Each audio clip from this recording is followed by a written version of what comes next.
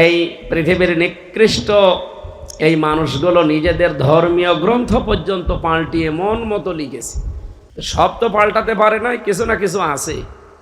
এই কিছু না কিছু আছে যা তার ভেতরে আমাদের নবী মুহাম্মদুর রাসূলুল্লাহর একটা ভবিষ্যৎবাণী আছে। সে ভবিষ্যৎবাণী হচ্ছে এই পৃথিবীতে নাকি কিয়ামতের আগে ৮০ বছরের জন্যে রাজত্ব চালাবে ইহুদিরা। পৃথিবীর একটা জায়গায় তারা রাজত্ব করবে পৃথিবীর ময়দানে মাত্র ৮০ বছর। কয় বছর?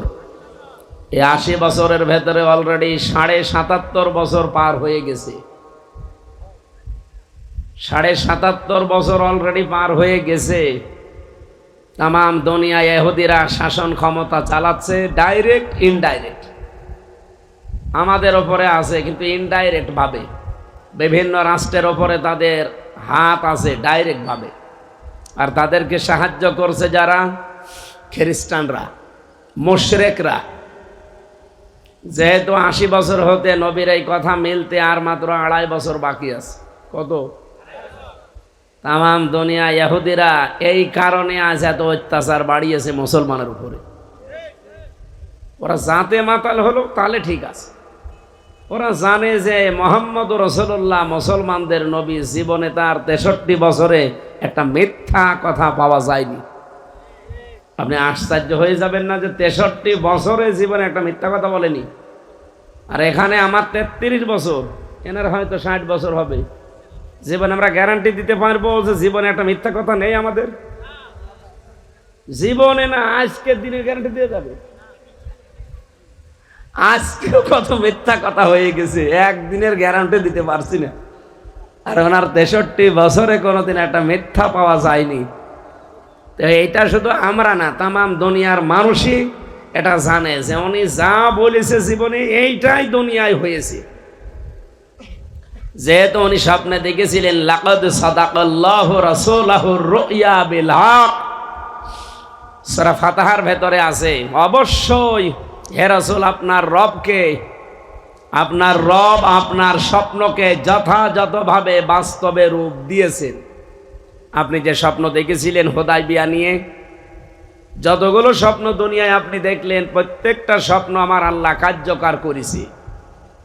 এই সূরা ফাতিহার ভেতরে বিস্তারিত এই স্বপ্নের ব্যাখ্যা আছে। রুইয়া বিল হক, যেমন তেমন ভাবে আপনার স্বপ্ন আমি বাস্তবে রূপ দেইনি, সত্য এবং সততার সাথে হক ভাবে দিয়েছি। এই জন্য নবী এখন নেই, কিন্তু এই আয়াত কোরআনে নেই। বলেন বলেন, নবী এখন নেই কিন্তু আয়াত যেহেতু আছে, আয়াতের তো কার্যকারিতা লাগবে। বিশ্ব নবী যা স্বপ্ন দেখেছিলেন তা তো হয়েছে।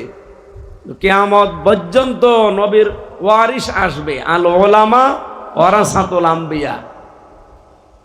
আমি এখানে একটা সংশোধনী দিতে চাই। অনেক মানুষ আলেমের বহু বচন উলামা, এটা ঠিক আছে? তো কত মানুষকে আমরা এখন দেখি তারা বলে আলেম ওলেমা। ওলেমা আপনি কোথায় পেলেন? একটা নাম পুরা বিকৃত করে ফেলে। এটা রেকর্ড হচ্ছে তো, এই কারণে বলছি। এই যে চাঁপাই নবাবগঞ্জের স্বামী আর স্ত্রী দুইজন আছে, ওরা জামাত ইসলামের বিরুদ্ধে, শিবিরের বিরুদ্ধে বেশি কথা বলে। সে যে দল করুক, তারা আমার নিষেধ নেই, আপনি আপনার বিবেক অনুযায়ী করতে পারেন।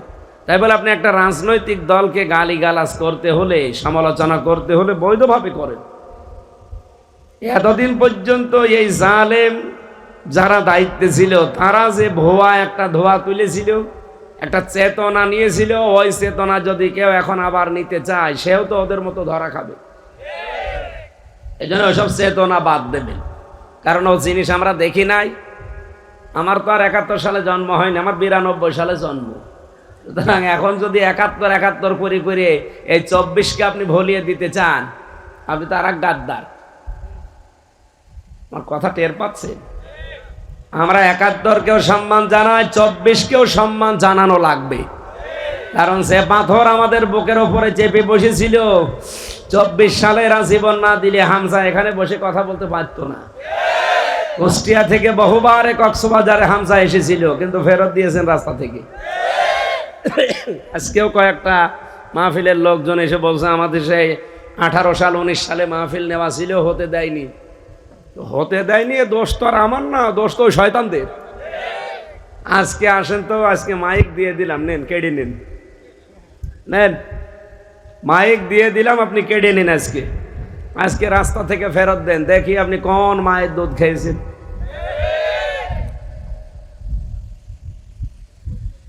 এই জন্য যেটা বলতে চাচ্ছিলাম, এখানে উনি এই কয়েকদিন ধরে দেখতে পাচ্ছি, এতদিন আমরা সবাই কিন্তু এক ছিলাম, কিছুই বলে না। হঠাৎ করে স্বামী আর স্ত্রী যে কি বড়ি খেয়েছে, মনে হয় পাগল হয়ে গেছে, এখন পাবনায় পাঠানো লাগবে।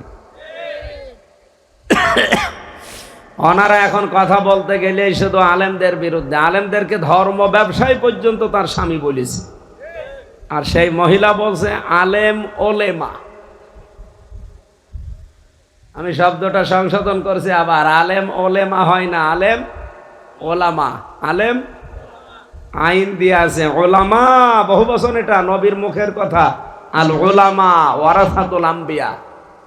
আর আল্লাহর কোরআনের কথা, ইন্নামা ইয়াখশাল্লাহা মিন ইবাদিহিল উলামা। সুবহানাল্লাহ বলতে পারেন নাই?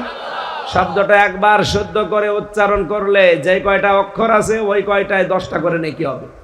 আর যদি বিকৃত করেন, আমি ওনার নাম জানেন আপনারা, পাপিয়া ওনার নাম বলেছিলাম, শেষের অন্তস্থ বাদ দিয়ে খালি পাপি বলবেন। উনি আমারে প্রশ্ন দিয়েছে, কেন আমার বাপ দাদার দেওয়া নাম পাপিয়া থেকে আপনি পাপি করে দিলেন? আপনার নাম যদি পাপিয়া থেকে পাপি করলে আপনার রাগ হয়? আমাদের নাম হচ্ছে ওলামা, আলেমের বহু বচন। আপনি যে পাল্টিয়ে দিলেন ওলেমা, সমান সমান, আপনিও পাল্টিয়েছেন, আমরা পাল্টিয়েছি। সব চাইতে বড় বিষয়, পৃথিবীতে অনেকের নাম আমরা দেখি নেই। আবু জেহেলের নাম ছিল আবুল হাকাম, জ্ঞানীর পিতা। ওর জ্ঞানটা কাজে লাগে না, এই জন্য আল্লাহর নবী ওর নাম দিয়েছে কি? মূর্খের পিতা। এখন যারা তাদের জ্ঞানকে বিবেককে কাজে লাগাবে না, তাদের নামও আমি পাল্টিয়ে দেব, পাপিয়া থাকলে পাপি করে দেব। কি কথা বলছেন এখন? এটার সংশোধনী দিলাম, আগামীতে আলেমদের নাম উচ্চারণ করলে সম্মানের সাথে করবেন। আমি দেখেন না, 2 জন সভাপতির নাম কত সুন্দর করে দোয়া করলাম। ও সাধারণ মানুষ হলেও ছাতা আমি নামই বলতাম কিনা আল্লাহ জানে, খালি নামের আগে মাওলানা লেখা আছে, এই জন্য এত বড় কথা বললাম। আলেমদের মর্যাদা আকাশের তারকা দেখতে পান না? যত তারকা আছে এর ভেতরে যেমন চাঁদের মর্যাদা, বিশ্বনবী এটা জানিয়েছেন যে আলেমদের মর্যাদা এই তারকার ভেতরে চাঁদ যেমন, উম্মতের ভেতরে আলেমদের মর্যাদা চাঁদের মতো। আর তাদেরকে নিয়ে আজ আপনি বলবেন এরা ধর্ম ব্যবসায়ী, এরা দুনিয়াদার, এমনকি এদেরকে আপনি হক কথাটা বলতেও দিতেন না এতদিন। সেই রাস্তায় অনেকে এগিয়ে যাচ্ছে।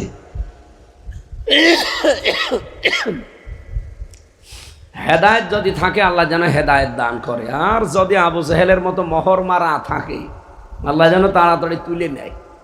কারণ ক্যান্সার যতদিন থাকবে ততদিনে মুসলমানের ঝামেলা হবে। এই জন্য বহু দোয়া করেছিলাম ওই জালেমের জন্য, যে আল্লাহ ওর কপালে আর হেদায়েত নেই। কারণ মানুষ যখন পাপ করতে করতে সীমা লঙ্ঘন করে ফেলে, তখন তার হেদায়েতের কোনো রাস্তা আর বাকি থাকে না, ওই রাস্তা আল্লাহ ব্লক করে দেয়। এ পৃথিবীতে বহু মানুষকে আল্লাহ এটা করেছে। ও সর্বশেষে এসে বলেছিল আমি ভালো হয়ে গেলাম, বলে না, তোর ভালো হওয়ার সুযোগ আর নেই।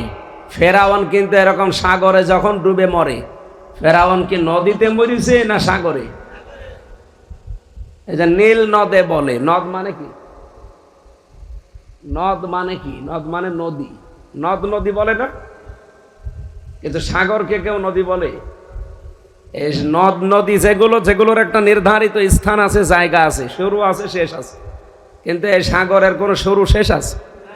আপনি এখান থেকে খুঁজতে খুঁজতে চলে যান, সামনে থাইল্যান্ড পাবেন, থাইল্যান্ডের পরে পাবেন হয়তো মালয়েশিয়া, বিভিন্ন দেশ, এরপরে ইন্দোনেশিয়া, বিভিন্ন দেশের পরে আছে, এর কোল কিনারা নেই।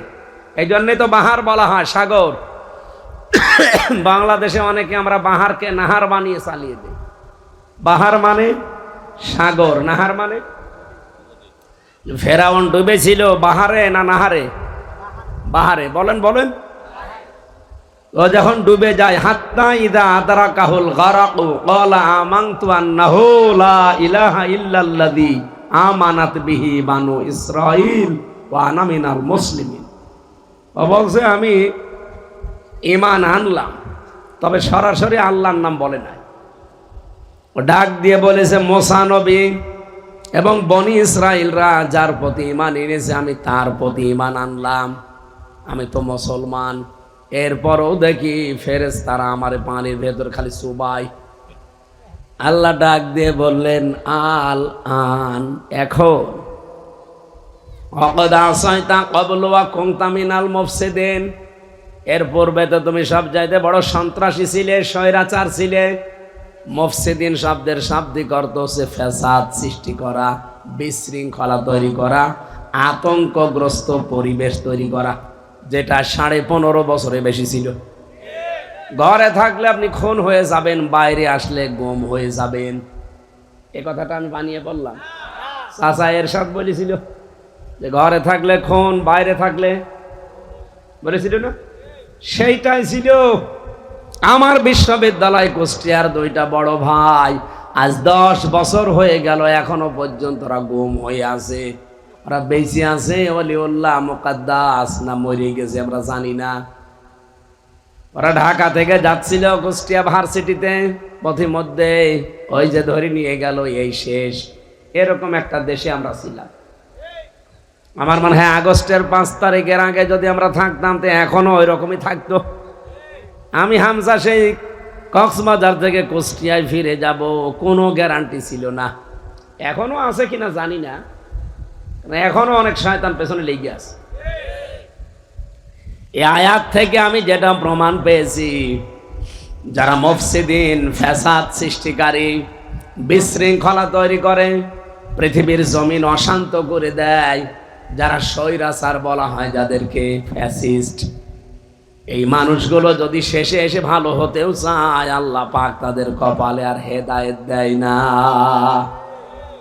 এই জন্য পূর্বপুরুষকে দেয়নি, এখনো অনেকে দেবে না। এই জন্য ফ্যাসিস্ট আমরা যেন না হই, স্বৈরাচার না হয়, আমরা মাজলুম, আমরা জালেম যেন না হই। কথা বুঝতেছেন? দলমত নির্বিশেষে আজকের এই অনুষ্ঠানের কথা আমি বলছিলাম, এই শব্দ দিয়ে আমি এ পর্যন্ত এসেছি। কেন আসলাম জানেন? কারণ কোরআন শরীফ শুধুমাত্র আমাদের না, হাদা বায়ানুল লিন্নাস হুদাল লিন্নাস, তামাম পৃথিবীতে মানুষ যারা তাদের জন্য কোরআন, কিন্তু অন্য ধর্ম ওটা সবার জন্য না। ইহুদি ধর্ম ওদের নিজেদের জন্যে। এই কারণে ওরা পাগল হয়ে গেছে যে মুসলমানদের নবী যা বলেছে দুনিয়ায় একটা একটা করে সবই তো হয়ে যাচ্ছে।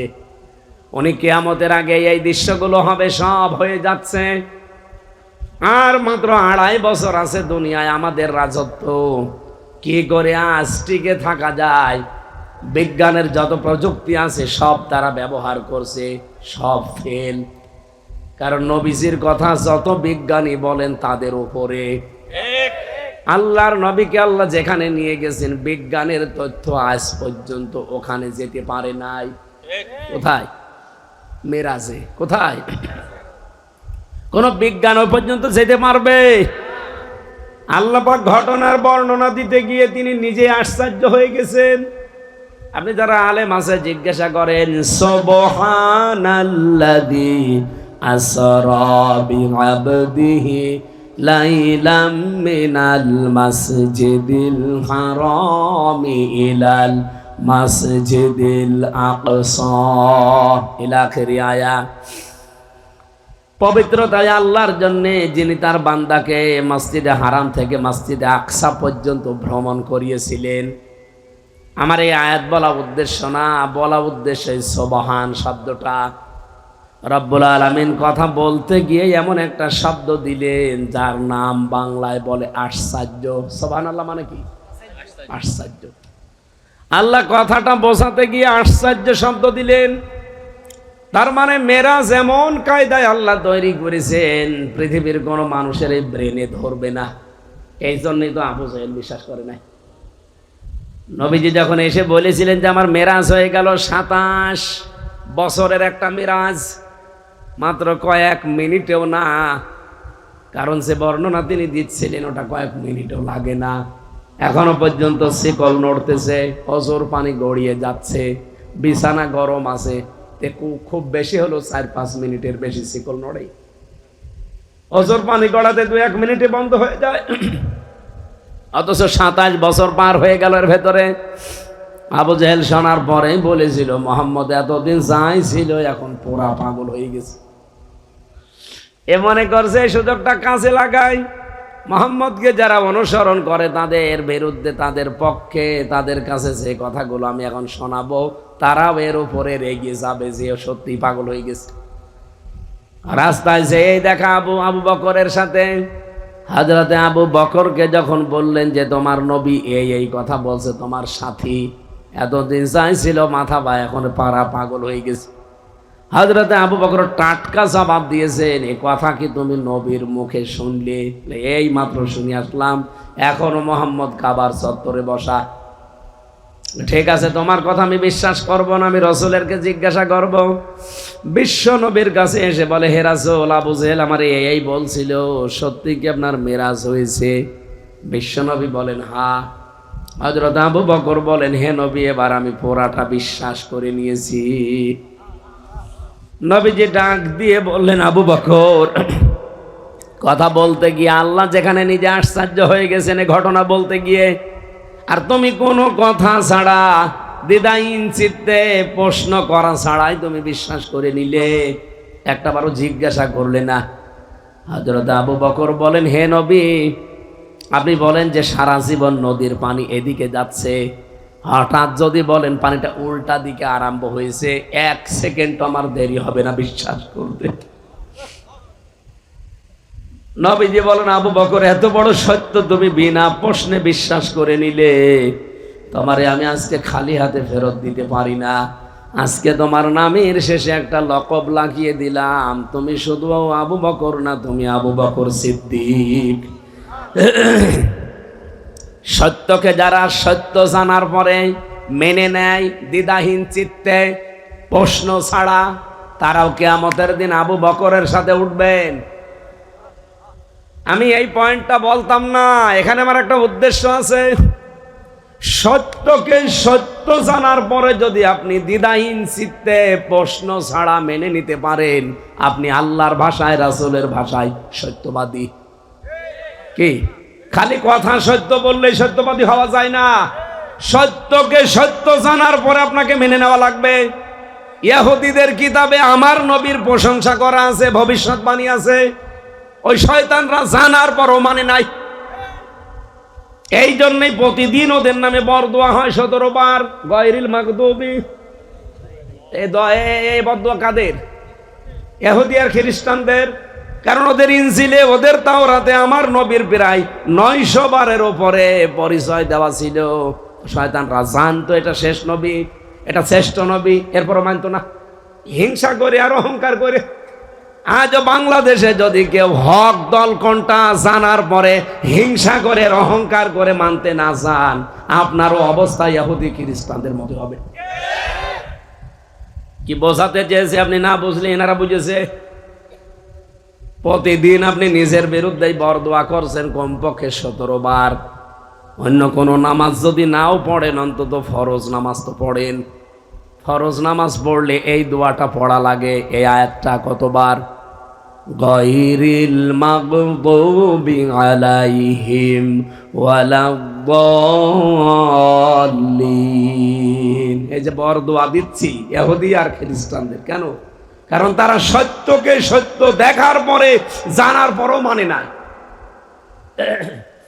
আমাদের জাতির পিতা হযরত ইব্রাহিম, উনি সত্যকে অনুসন্ধান করছিলেন। ফালাম্মা জান্না আলাইহিল লাইলু রাআ কাওকাবা ক্বালা হাযা রাব্বি ফালাম্মা ফালা ক্বালা লা উহিব্বুল আফিলিন। চন্দ্রদেশ তারকা দেখার পরে বললেন এটা আমার বড় রব হবে। যখন ওটা ডুবে গেল বলে না, যেটা ডুবে যায় আমি ভালোবাসি না, তাদের পছন্দ করি না। পরবর্তীতে তিনি চাঁদ দেখলেন, ওইটাও ডুবে গেল, বলে না ওটাও পছন্দ করি না। সূর্য দেখলেন, বললেন এটা শুধু রব না, হাজা রব্বি হাজা আকবার, এটা বড় রব।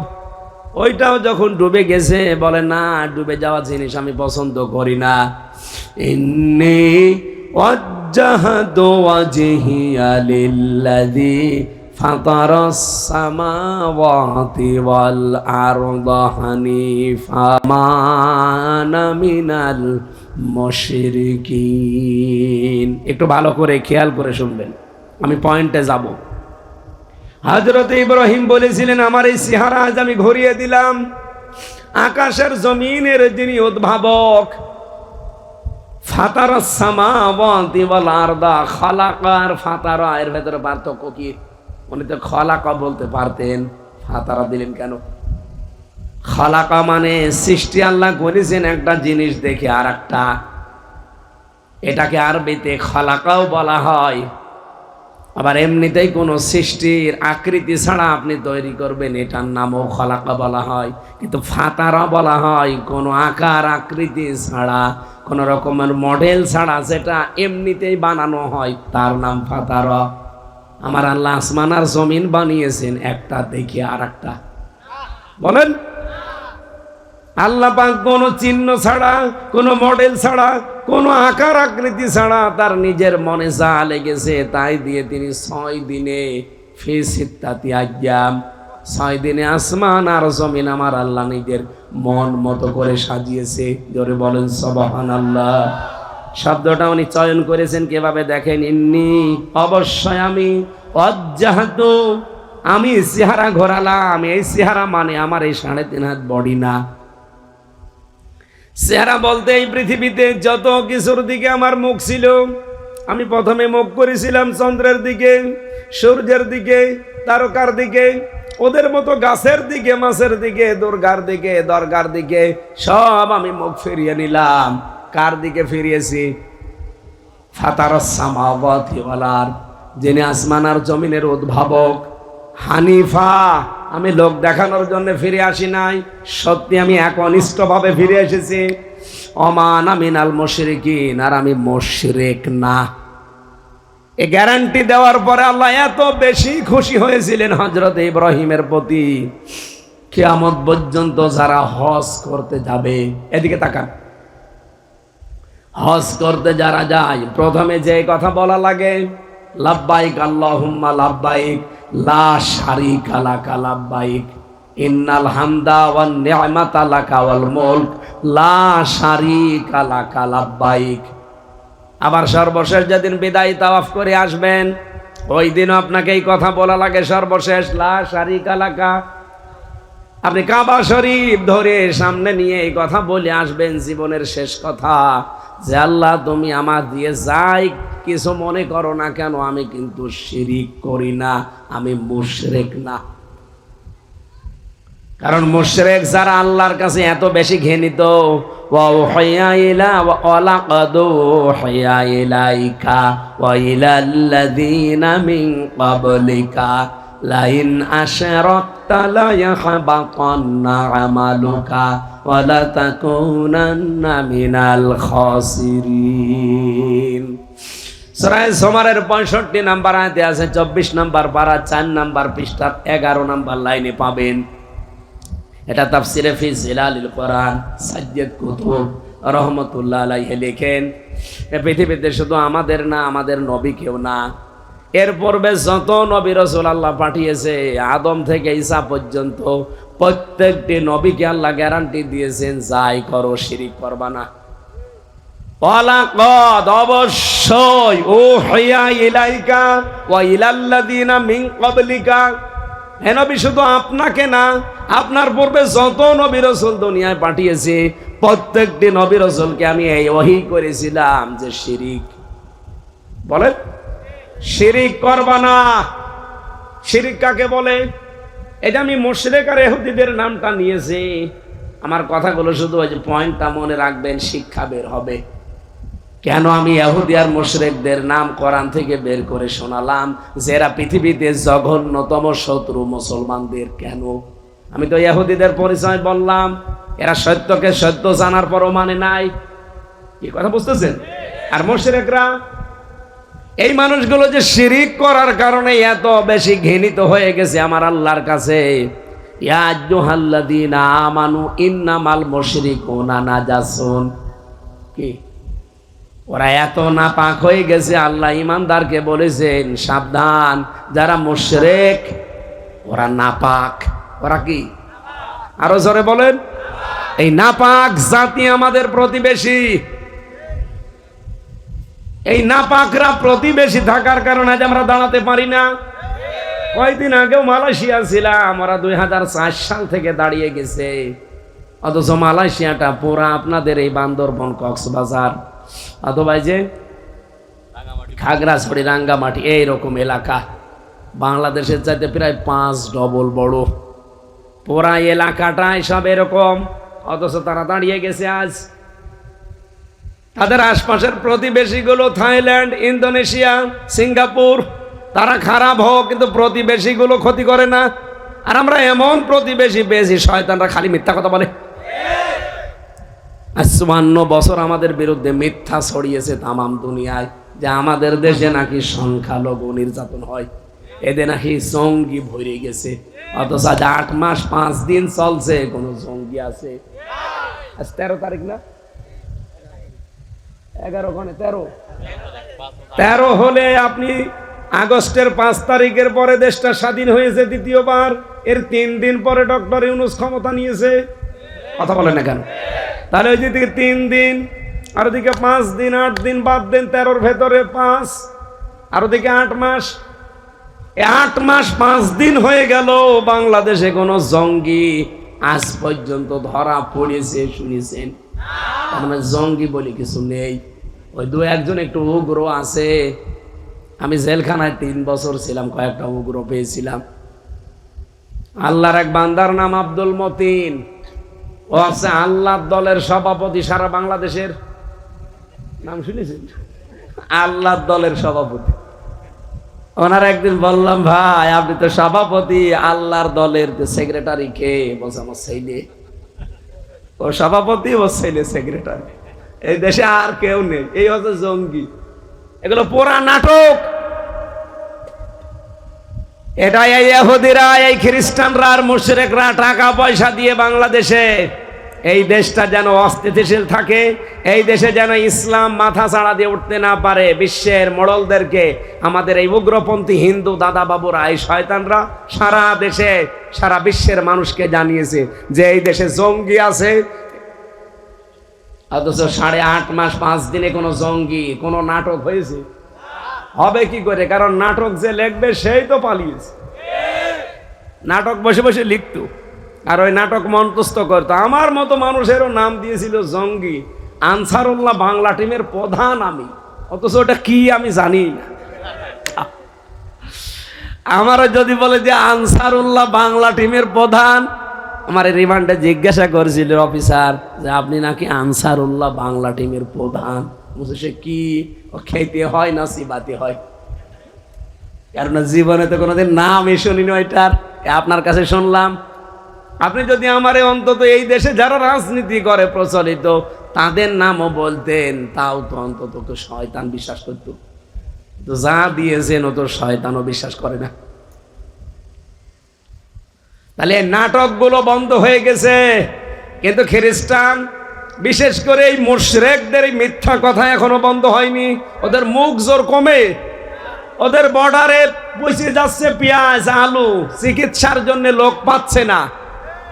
কারণ এখন চীন যে আন্তর্জাতিক মানের হাসপাতালগুলো বানিয়ে দেওয়ার চেষ্টায় আছে, তুরস্ক, পাকিস্তান থেকে যে খাবার আসতেছে, ও দাদা এমনি ধুতি পরে আছে, তো ধুতি খুলে নেংটি বেরিয়ে যাবে, তো টের পাচ্ছে না।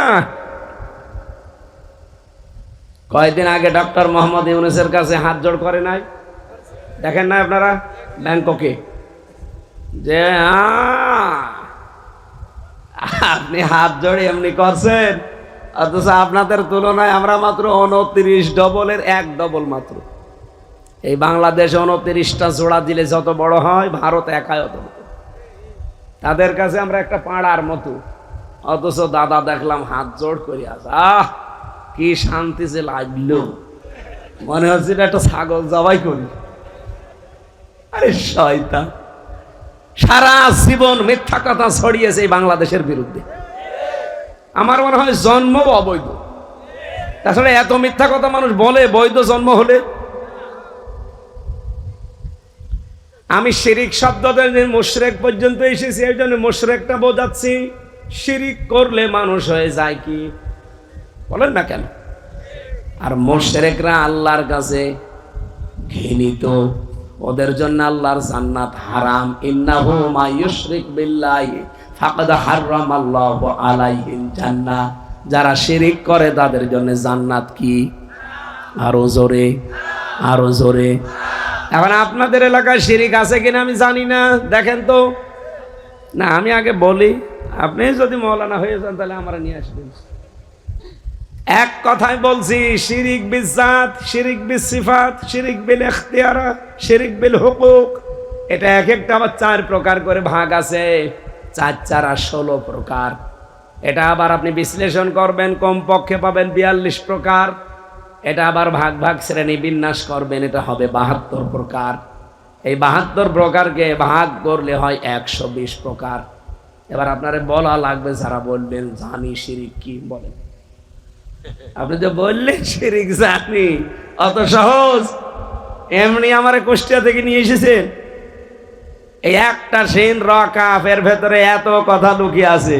এই 1 ঘন্টা না, কিয়ামত পর্যন্ত চতুর শিরিক নিয়ে আলোচনা করলো শেষ হবে না, এত কথা আছে।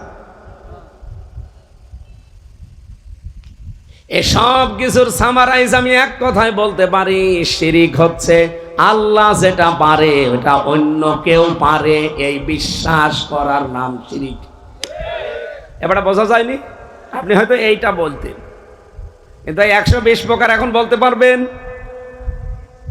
শিরিক বিল জাত, এটা আবার 4 প্রকার। শিরিক বিল সিফাত, শিরিক বিল হুকুক, শিরিক বিল ইখতিয়ারা, আমি তাফসিরে পড়েছিলাম এগুলো।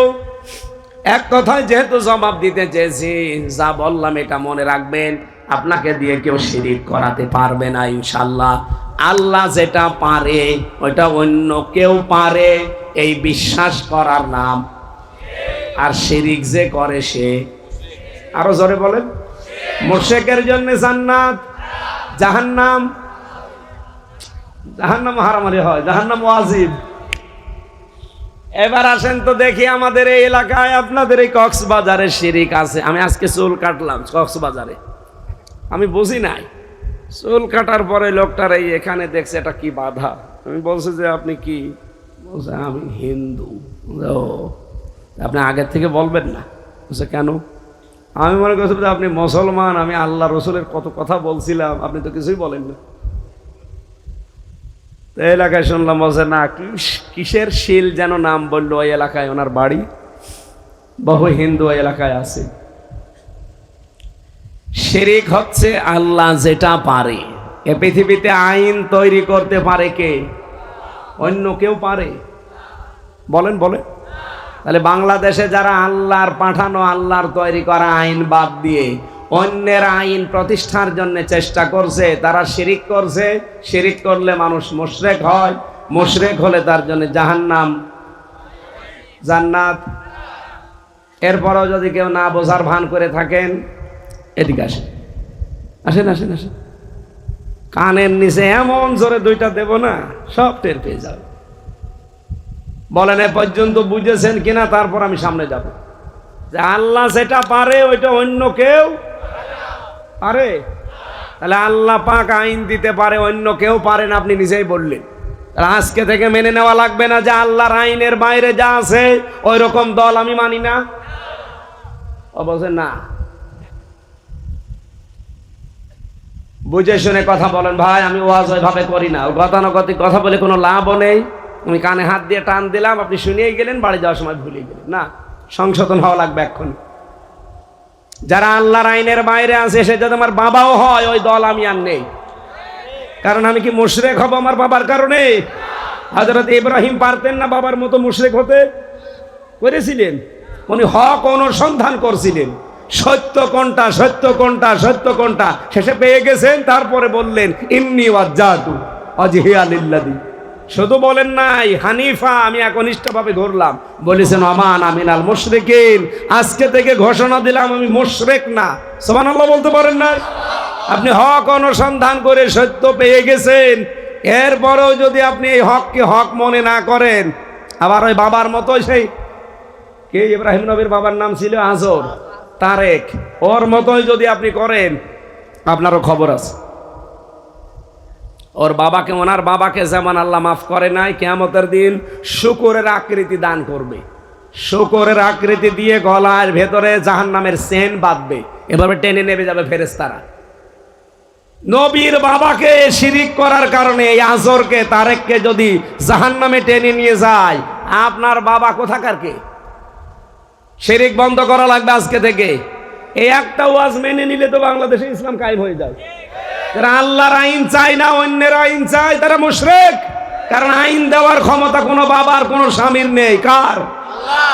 এরপরও যদি না মানেন, আমার বলার দায়িত্ব আমি বলে দিয়েছি, এবার আপনার বিবেকের দায়িত্ব।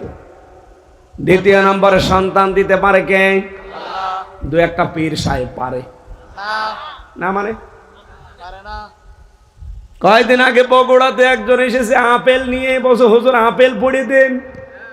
আমি সূরা ফাতিহা পড়ে ফু দেব, হঠাৎ আমার কানের কাছে মুখ নিয়ে বলছে, হুজুর এমন ভাবে আপেল পড়বেন যেন ছেলে হয়। ছেলে কি আমি ডাউনলোড করে দেব?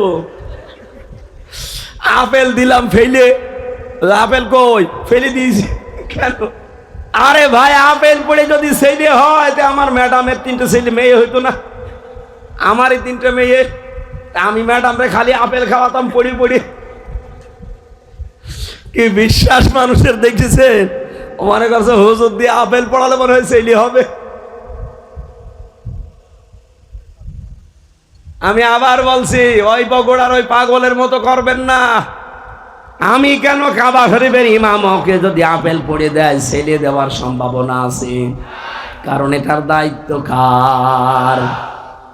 লিল্লাহি মুলকুস সামাওয়াতি ওয়াল আরদ ইয়াখলুকু মা ইয়াশা ইয়াহাবু লিমান ইয়াশাউ ইনাসা ওয়া ইয়াহাবু লিমান ইয়াশাউ যুকুর আও ইউযাওবিজুহুম যুকরানা ওয়া ইনাসা ওয়া ইয়াজআলু মান ইয়াশাউ আকিমা ইন্নাহু আলিমুন কাদির। বলেন আল্লাহু আকবার।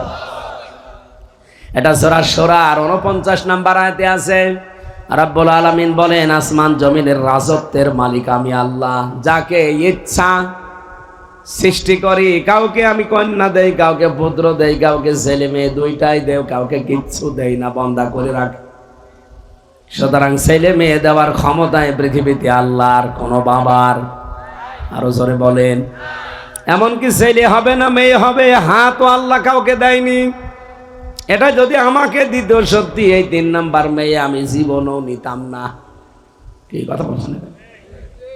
এমনকি ম্যাডামের এই 3 নাম্বার মেয়েটা হওয়ার আগে আমি কাবা শরীফ পর্যন্ত ঘুরিয়েছি।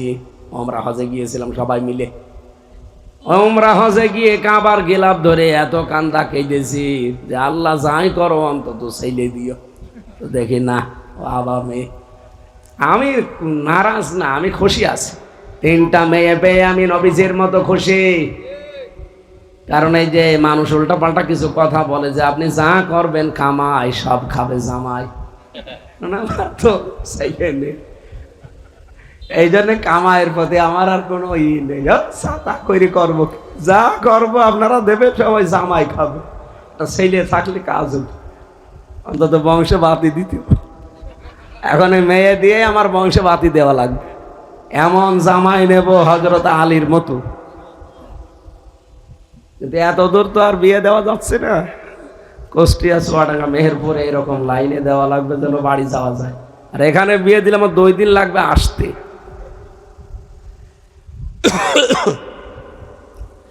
সম্মানিত মা বোন যারা বসে আছেন, আপনাদের জন্য আমি পয়েন্টটা নিয়ে এসেছি। আল্লাহ যেটা পারে ওইটা অন্য কেউ পারে বিশ্বাস জীবনও করবে না। আপনি নামাজ রোজা কম পড়তে পারেন, আপনার অন্যান্য আমল আখলাক কম থাকতে পারে, আল্লাহ মাফ করে দেবে। কিন্তু শিরিক যদি থাকে, ওয়াকাদিমনা ইলা মা আমিলু মিন আমালিন ফাজআলনাহু হাবাআম মানসুরা, শিরিক, এটা যদি আমল নামার ভেতর পাওয়া যায়, ধুলি কণার মতো ওর মুখের উপরে আল্লাহ আমল নামা নিক্ষেপ করে। এই জন্য আহ্বান জানাচ্ছি, জীবনে আমাদের যেন কি না থাকে, আরো জোরে বলেন বলেন। শিরিক কোনটা? আল্লাহ যেটা পারে ওইটা অন্য কেউ এ বিশ্বাস করা না যাবে। সে আইনের ক্ষেত্রে হোক, ক্ষমতার ক্ষেত্রে হোক, পৃথিবীর যে কোনো ক্ষেত্রে আল্লাহ যেটা পারে ওইটা অন্য কেউ পারবে না।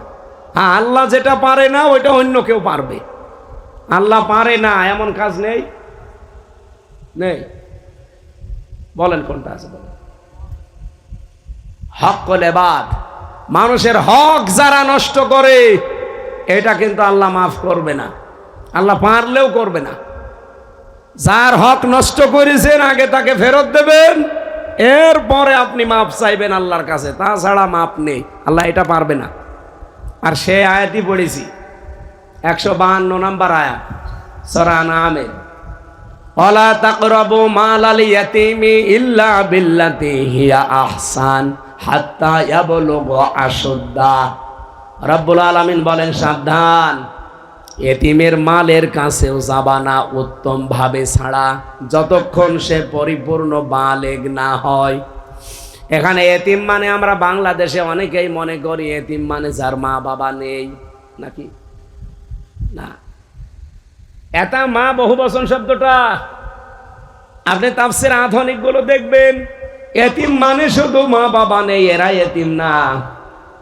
আপনার মা বাবা আছে, তাহলে এটা এতিম না, এটা বুড়ো এতিম। আরে ভাই, আমার নাই মা বাবা আছে, আমি এতিম না, এটা তো মা বাবা নেই, এটা এতিম। অনেকে বলে ছোটবেলায় মা বাবা মরে গেল, এটা এতিম না, শুধু এইটা এতিম না। এতিমের এত মর্যাদা, এত দাম আল্লাহর নবী দিয়েছেন। কেউ যদি এতিমের মাথায় হাত বুলিয়ে দেয়, যতগুলো চুল পড়বে অতগুলো নেকি হবে। কারো অন্তর যদি কঠোর হয়ে থাকে, কেউ যদি এতিমের মাথায় হাত বুলিয়ে দেয়, তার অন্তর আল্লাহ নরম করে দেয়। সুবহানাল্লাহ বলতে পারেন নাই? এতিমটা কি এটা আগে জানা লাগবে। এবার কান খাড়া করে শোনেন, পৃথিবীতে যে যেখানে আছি আমরা, ওই জায়গার নিচে যারা আছে সবাই আমার কাছে এতিম। আমি কথা বোঝাতে পেরেছি কিনা বলেন? আমি যেখানে আছি এই জায়গার নিচে যারা আন্ডারে বাস করে তারা আমার কাছে, বলেন বলেন। আমি একটা অফিসের অফিসার, বস, এই নিচে আমার প্রায় 10,000 মানুষ আমার আন্ডারে কাজ করে। আমার নিচে যত মানুষ আছে সবার চাকরি আমার হাতে। আমি ইচ্ছা করলে সকালে তারে বাদ দিতে পারি, বিকালে আর একজনকে নিতে পারি। কথা বলেন না কেন? তাহলে আমার কাছে তারা কি? আরো জোরে বলেন বলেন। এরকম প্রত্যেকটা পর্যায়ে আপনি মিলান।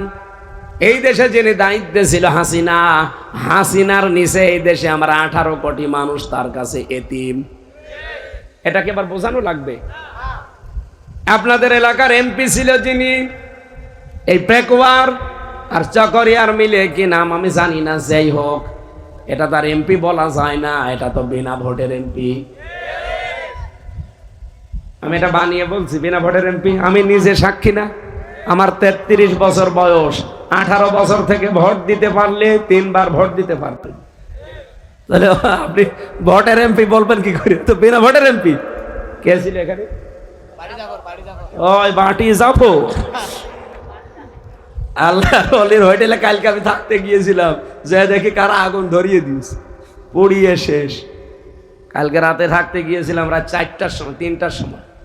কাল মাহফিল ছিল, বাঁশখালী শেষ করে মনে করলাম ওখানে থাকবো, সকালে এখানে আসবো। যে দেখি এক লোক বসে আছে সামনে, বললাম এই হোটেল, হুজুর হোটেল আল্লাহ রাস্তায় চলে দিচ্ছে, আগুন ধরিয়ে মানুষ পুড়িয়ে দিয়েছে, কাজ মাছ দেখছে না, ভেঙে শেষ। বাড়ি জাফর ছিল এখানকার।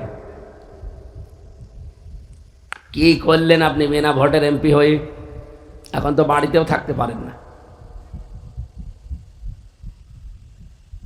আমি নিজে যেহেতু প্রমাণ, আমি ভোট দিতে আজ 3 বারের একবারও পারলাম না। তার এই 3 বারে যারা এমপি ছিল প্রত্যেকটা এমপি অবৈধ, এবং এই বৈধ করার জন্য যারা চেষ্টা চালিয়েছে তারা অবৈধ।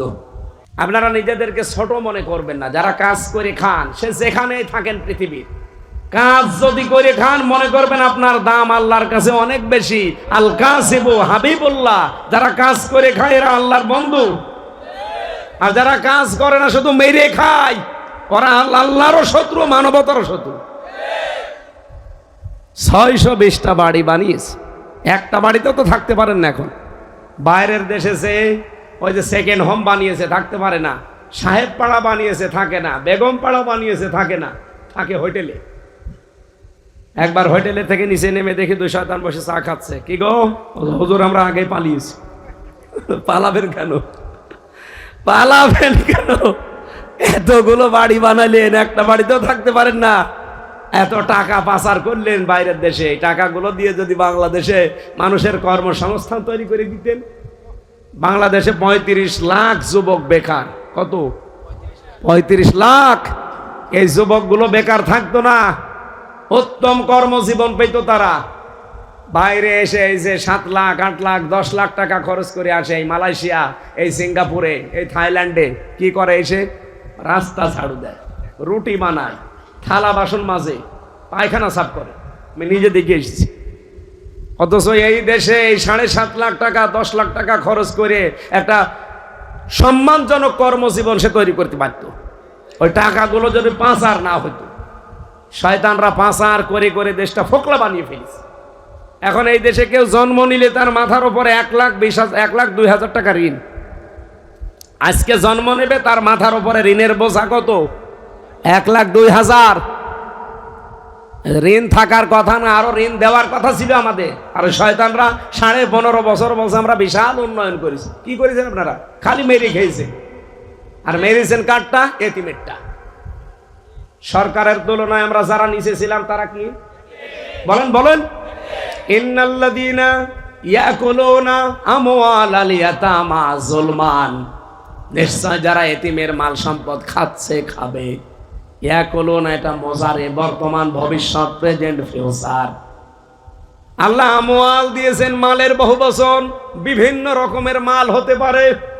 এতিমের বিভিন্ন রকমের মাল যারা মেরে খেয়েছেন, জুলুম করে, ফাঁকি দিয়ে, অন্যায় ভাবে। আজও বাংলাদেশে এটা থামে না। আমরা দেখছি আগস্টের 5 তারিখের পরেও অনেকের সম্পদ মেরে খাচ্ছে। এমনকি নিজের জমি, বনের জমি ফাঁকি দেয়, দিতে চায় না। বলে বনের জমিও দেওয়া লাগবে। বনের জমি দেওয়া লাগবে না মানে? সাহাবা একরামের যুগে আমি শুনেছি হাদিসের পাতায়, তারা তো জমি জায়গা দিতই দিত। বাড়ির যে রান্না করার ঘটি, বাটি, থালা, কড়াই, হাঁড়ি, এগুলো তারা ভাগ করে দিত। আর আমরা মাঠের জমি পর্যন্ত দিতে চাই না। আপনাদের এলাকায় তার মাঠ নেই? আছে? বলে বাড়ির জমি আর দিতে পারবো না, এটা আমার জন্য আমার বাবা দিয়ে দিয়েছে। বাবা তোরে একা জন্ম দিয়েছে, আর ওইটা কি ভেসে এসেছে? অন্যের জমি আত্মসাৎ করলে, মেরে খেলে আপনার গুনাহ হবে একটা।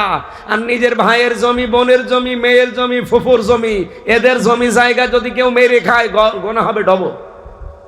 একটা তো শরীক ফাঁকি দেওয়া, আর একটা জুলুম করা।